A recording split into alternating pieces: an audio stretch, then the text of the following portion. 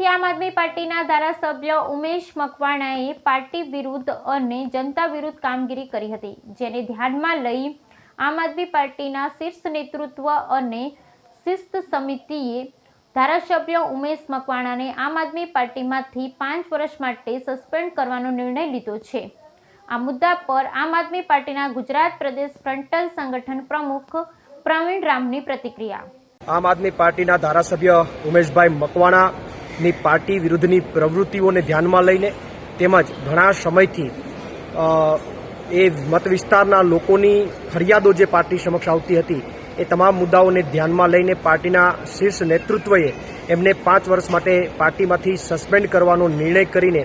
ગુજરાતમાં એક સ્પષ્ટ એક્ઝામ્પલ બેસાડવાનો પ્રયત્ન કર્યો છે કે કોઈ પણ વ્યક્તિ હોય એ પાર્ટી વિરુદ્ધની પ્રવૃત્તિ કરશે અથવા લોકહિત માટે કામ નહીં કરે તો કદાચ ધારાસભ્ય લેવલના વ્યક્તિ હોય તો પણ એમને પાર્ટી સસ્પેન્ડ કરવાની ક્ષમતા રાખે છે અને એ પાર્ટીનું નામ છે આમ આદમી પાર્ટી।